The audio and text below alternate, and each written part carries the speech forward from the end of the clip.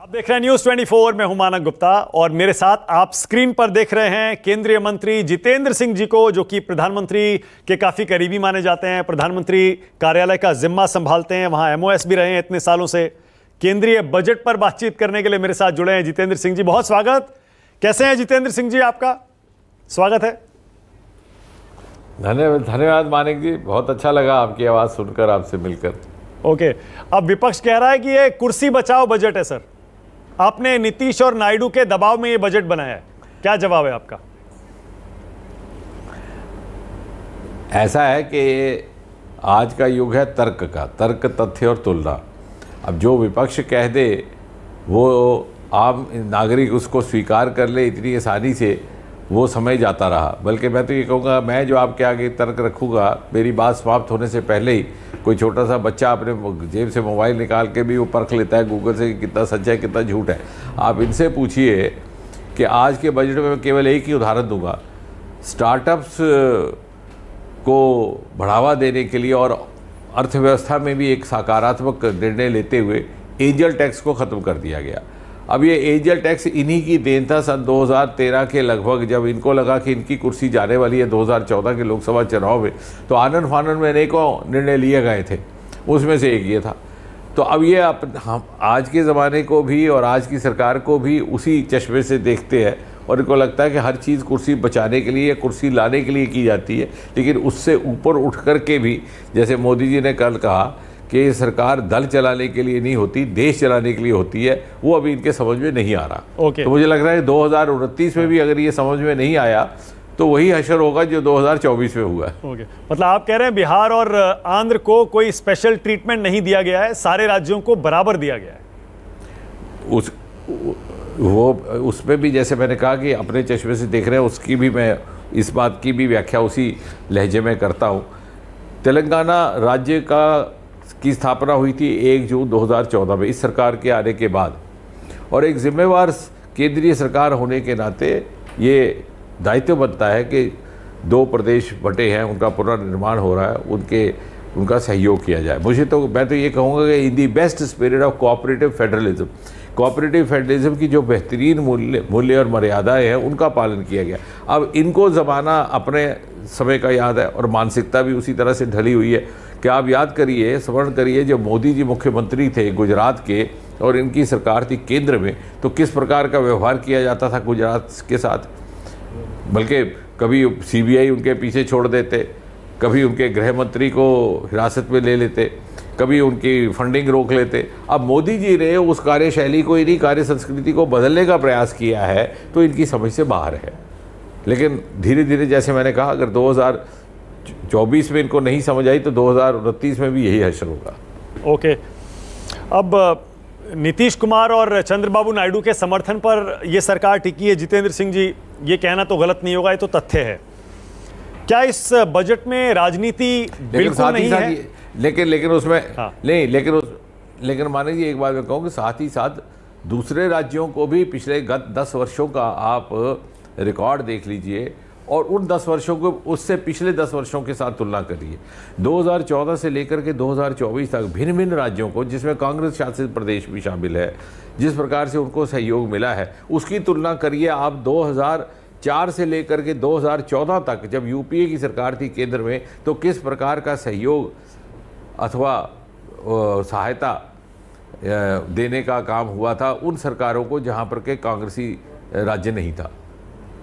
Okay, अब कांग्रेस कह रही है कि आपने उनकी एक स्कीम चुरा ली है। को उदाहरण है, वो कह रहे हैं आपने उनकी स्कीम चुरा ली, जो उनके मैनिफेस्टो में थी वो आपने लागू कर दी है। क्या जवाब है आपका? नहीं, पहली बात तो यह है कि उनकी स्कीम चुराई नहीं, उनकी स्कीम हटा दी। अब एंजल टैक्स उनकी स्कीम थी तो हमने तो हटा दी, चुराई कहाँ है? और इतना ही नहीं, गत 10 वर्षों में इस सरकार ने लगभग 1600-1700 पिछले कानून हटा दिए जो इन्होंने बनाए थे और जो कभी कभी अंग्रेज़ों की सरकार से बने हुए थे।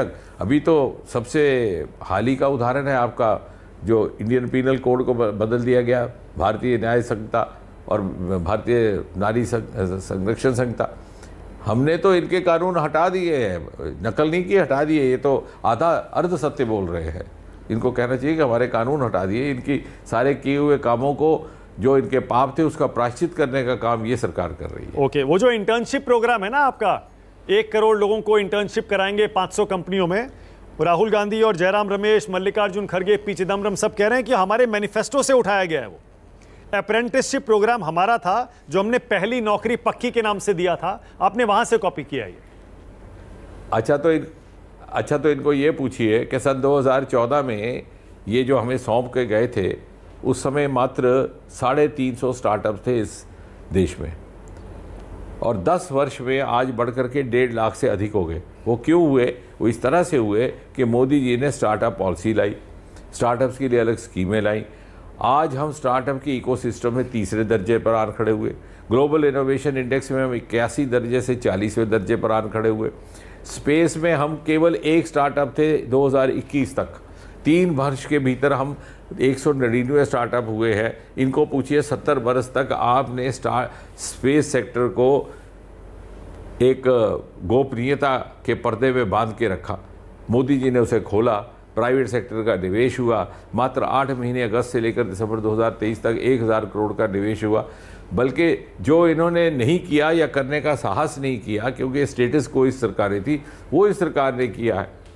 और अगर इन्हीं की स्कीमें थी और अगर इन्हीं की नीति थी तो ये सब करने की क्या ज़रूरत थी? ये जो अब हो रहा है क्यों कर हो रहा हो, कैसे हो रहा है? स्पेस इकॉनमी आज के बजट में कहा गया कि आने वाले 10 वर्षों में 5 गुना बढ़ जाएगी, और उसके लिए 1,000 करोड़ का वेंचर फंड रखा गया स्पेस स्टार्टअप से। क्या वो भी इनसे चुराया गया? इन्होंने तो इस तरफ कभी तवज्जो ही नहीं दी।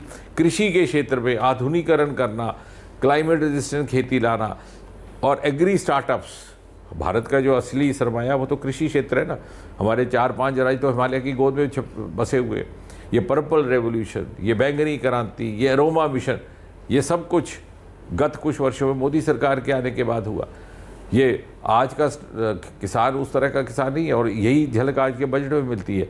उसका आधुनिकीकरण हो रहा है, उसकी डिजिटलाइजेशन का काम हो रहा है, उसको ऑर्गेनिक फार्मिंग की ओर ले जाने का मंसूबा है 1 करोड़ किसानों को। ये क्या सब इन्हीं के मैनिफेस्टो में लिखा हुआ है? अगर ये लिखा होता तो माफ़ कीजिएगा 60-70 साल राज करने के बाद इनको जनता देश की नकारती नहीं, धुतकारती नहीं, हटाती नहीं।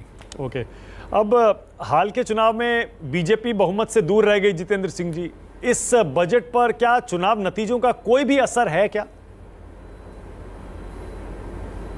ऐसा कुछ नहीं। ये सरकार कंटिन्यूटी में काम करती है, और अगर आप देखेंगे बारीकी से तो ये बजट को आइसोलेशन में देखना भी मुनासिब नहीं होगा और इंसाफ नहीं होगा। ये बजट सीक्वल है उस वोट ऑफ अकाउंट का, उस इंटरिम बजट का जो चुनाव से पहले पेश किया गया था। ये उसी का हिस्सा है। अब जैसे डिफेंस सेक्टर का बहुत कंपोनेंट उस बजट में था, इस बजट में निस्बतन कम है, तो उस समय तो चुनाव नहीं था। राइट। तो कहने का तात्पर्य कंटिन्यूटी का बजट है, वो इसी से प्रमाणित होता है। ओके। क्योंकि इनको हर चीज़ उस तरह से नजर आती है जिस तरह से इसने अमल किया है। ओके, पर कुछ विश्लेषक ये कह रहे हैं, और देखिए ये तो जितेंद्र सिंह जी आप भी मानेंगे कि इस बजट में युवाओं पर बहुत ज़्यादा जोर दिया गया है, स्किल पर, नौकरी पर, एजुकेशन लोन पर, फिर वो इंटर्नशिप है, फिर पीएफ में पैसे डालना हो। तो बेरोजगारी पर इतना ज्यादा ध्यान कुछ विश्लेषक कह रहे हैं इसलिए दिया गया क्योंकि बेरोजगारी का खामियाजा आपको चुनाव नतीजों में भुगतना पड़ा। आप कोर्स करेक्शन कर रहे हैं। नहीं, ऐसा नहीं है। ये जो स्टार्टअप की मूवमेंट थी चुनाव से पहले ही शुरू हुई। चुनाव में जाने से पहले ही हमारी स्टार्टअप की संख्या 1 लाख 1.5 लाख से ऊपर जा चुकी थी। चुनाव में जाने से पहले ही दुनिया ये कहने लगी कि हम स्टार्टअप के क्षेत्र में 3रे दर्जे पर हैं, और स्पेस स्टार्टअप्स की हमारी मान्यता चुनाव में जाने से पहले हो चुकी थी, ख़ासतौर से चंद्रयान 3 के बाद, और जब से उसको प्राइवेट पार्टिसिपेशन के लिए खोला गया। हाँ, इस सरकार की ये खासियत है कि इसने लोगों को ठगा नहीं।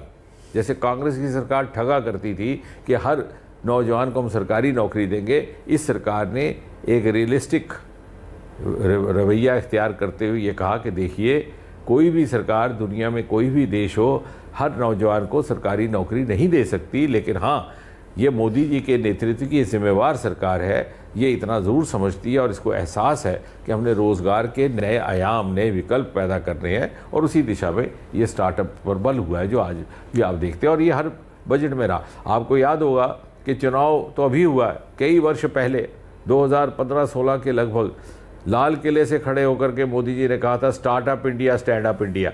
और ये आह्वान किया था कि आने वाले समय में रोजगार का यही समाधान है, तो उस समय कौन सा चुनाव आने वाला था? और कहने का तात्पर्य है कि अपनी ही मानसिकता के बंदी हैं, उसी के गुलाम है ये।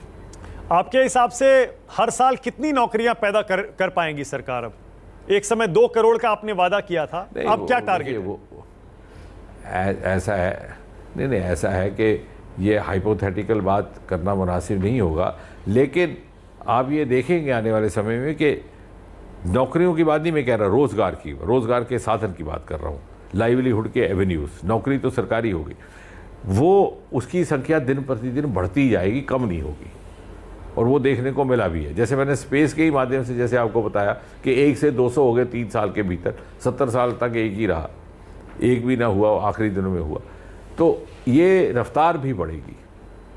ओके, आप जाहिर है सरकार चाहती है कि टैक्स पेयर जो हैं वो नए टैक्स रिजीम में आ जाएं। अभी तक 2/3 लोग आए हैं, 1/3 नहीं आए हैं। आपको लगता है कि आज जो रिबेट दी गई है, रियायत दी गई है, उसके बाद सारे लोग आ जाएंगे नए टैक्स रिजीम में? मुझे लगता है कि पहले दिन से ही सरकार की ये कोशिश रही कि ज़्यादा से ज़्यादा देशवासी टैक्स पेयर बने, और उसकी संख्या बहुत बड़ी है। जब ये सरकार आई, फिर ये भी रिफ्लेक्शन है पिछली सरकार पर। हमारे यहाँ टैक्स पेयर की संख्या 1 करोड़ से भी कम थी, यानी 140 करोड़ के देश में, यानी कोई टैक्स देता ही नहीं था। मतलब चोरी करना नॉर्म था, टैक्स देना एबनॉर्मलिटी थी। अब धीरे धीरे वो इकोनॉमिक बिहेवियर जिसे कहते हैं वो भी बदला है, हमारी मानसिकता बदली है। और आने वाले समय में, जैसे आज वित्त मंत्री ने बड़ी अच्छी बात कही कि दिन प्रतिदिन ये प्रयास किया जाएगा कि इनकम टैक्स प्रोसीजर्स का सरलीकरण हो, उनको सिंप्लीफाई किया जाए, ताकि टैक्स देने में किसी को दिक्कत भी ना हो और संकोच भी ना हो। ओके, बहुत धन्यवाद। Thank you so much Jitendra Singh ji, news 24 पर आने के लिए बहुत धन्यवाद। धन्यवाद मानिक जी, धन्यवाद।